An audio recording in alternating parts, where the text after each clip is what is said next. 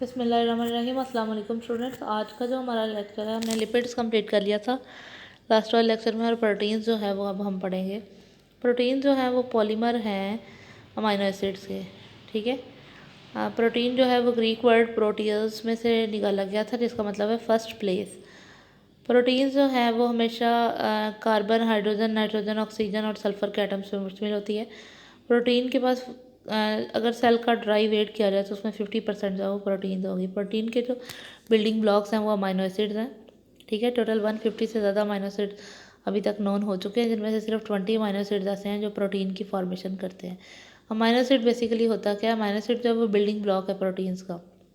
Amino acid के पास एक तो अमीनो ग्रुप होगा, दूसरा कार्बोक्सिलिक ग्रुप होगा, हाइड्रोजन एटम होगा और फंक्शनल ग्रुप आर होगा। और ये चारों चीज़ें जिस एक कार्बन के साथ अटैच होंगी उसको अल्फ़ा कार्बन कहते हैं, ठीक है। अल्फ़ा कार्बन जो है वो एसिमेट्रिक कार्बन होती है, जिसके मतलब इसके साथ ये चारों चीज़ें अटैच होंगी। ये फिगर शो की हुई है पहले वाली। कार्बन, उसके साथ कार्बोक्सिलिक ग्रुप, एक साइड पे अमीनो ग्रुप और फिर हाइड्रोजन और अल्काइल ग्रुप, ठीक है। तो ये जो है ये अमीनो एसिड का फार्मूला हो गया, जनरल फार्मूला ये अमीनो एसिड का। बाकी डिफरेंट अमीनो एसिड दिखाए हुए हैं। ग्लाइसिन जो है इसमें COOH, NH2 और H और H, यानी R की जगह पे भी H होगा और हाइड्रोजन की जगह पे तो हाइड्रोजन है ही ऑलरेडी, तो ये ग्लाइसिन है।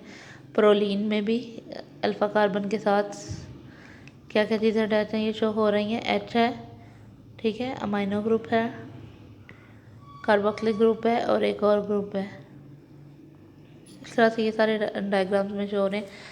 नेचर जो है वो आर ग्रुप की डिटरमिन करती है किसी भी अमीनो एसिड की केमिकल प्रॉपर्टीज़, क्योंकि बाकी सब चीज़ें तो तकरीबन सेम होती हैं। अमीनो एसिड में आर ग्रुप से अमीनो एसिड एक दूसरे से डिफरेंट हो रहा होता है। यानी जैसा कि ग्लाइसिन जो है उसमें आर जो है, आर की जगह पे भी हाइड्रोजन एटम हो सकता है, या फिर ये कोई भी मतलब फंक्शनल ग्रुप, जैसा कि ग्लूटामिक एसिड दिखाया हुआ है, इसमें कोई भी फंक्शनल चेन जो है वो आर की जगह पे अटैच हो सकती है। तो ये सारी चीज़ें जो है उसमें एक एसिड की एडिशन होती है, COOH एक एक्स्ट्रा लगा होता है ग्लूटामिक एसिड में। अमीनो एसिड जो है वो दो ग्रुप में डिवाइड किए जाते हैं आर की प्रॉपर्टीज़ की बुनियाद पे। आर ग्रुप जो अल्काइल ग्रुप है उसकी प्रॉपर्टी की बुनियाद पे अमीनो एसिड्स को दो ग्रुप में तकसीम किया जाता है। हाइड्रोफोबिक अमीनो एसिड्स, ठीक है, और दूसरे जो हैं ये नॉन पोलर साइड चेन्स वाले होते हैं। और हाइड्रोफिलिक अमीनो एसिड्स ये पोलर साइड चेन्स वाले होते हैं। अब हाइड्रोफोबिक अमीनो एसिड की मज़ीद आगे दो टाइप्स हैं। हाँ जी, तो स्टूडेंट्स हाइड्रोफोबिक अमीनो एसिड्स जो हैं उनको दो टाइप्स में डिवाइड किया जाता है, एसिडिक अमीनो एसिड्स और basic amino acids. Acidic amino acid वो हैं जिनकी साइड चेन जो है वो नेगेटिव होती हैं, और बेसिक अमीनो एसिड्स वो हैं जिनकी साइड चेन पॉजिटिव चार्ज होता है उनके ऊपर। ज़्यादातर अमीनो एसिड जो हैं उनके पास सिंगल कार्बोक्सिलिक ग्रुप होता है और सिंगल अमीनो ग्रुप होता है। लेकिन कुछ अमीनो एसिड ऐसे हैं जिनके पास अमीनो ग्रुप एक से ज़्यादा होंगे, तो वो वाले amino acid basic amino acid कहलाएंगे।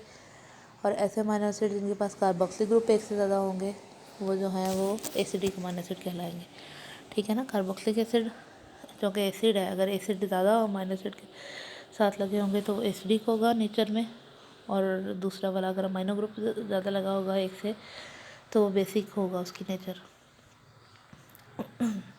अच्छा, तो नेक्स्ट जो है वो हम लोग पढ़ने लगे पेप्टाइड बॉन्ड फॉर्मेशन कैसे होती है।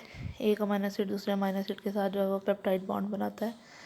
पेप्टाइड बॉन्ड में एक अमीनो एसिड का कार्बोक्सिलिक ग्रुप और दूसरे अमीनो एसिड का अमीनो ग्रुप जो है वो इन्वॉल्व होते हैं। जिसका कार्बोक्सिलिक ग्रुप होता है उसमें से हाइड्रोक्सिल ग्रुप रिमूव होता है, और जिसका अमीनो ग्रुप होता है उसमें से हाइड्रोजन रिमूव होता है। हाइड्रोजन और हाइड्रोक्सिल ग्रुप आपस में मिलके वाटर बनाते हुए वहाँ से निकल जाते हैं, और वो वहाँ से दोनों अमीनो एसिड अटैच हो जाते हैं फिगर में, जैसा कि पेप्टाइड बॉन्ड की फॉर्मेशन दिखाई हुई है।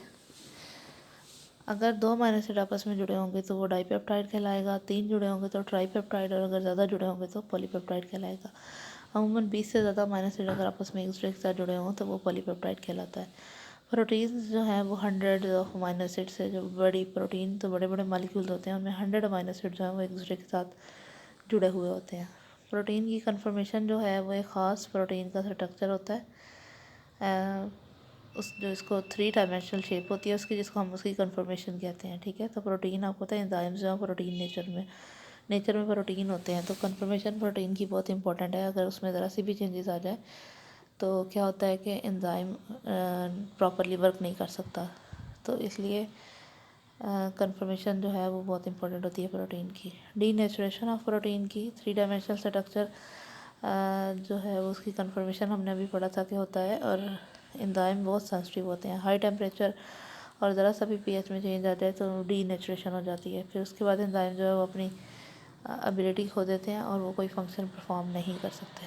उसके बाद प्रोटीन के स्ट्रक्चर्स आ जाते हैं। स्ट्रक्चर्स जो है स्टूडेंट के हम लोग कल वाले लेक्चर में पढ़ेंगे।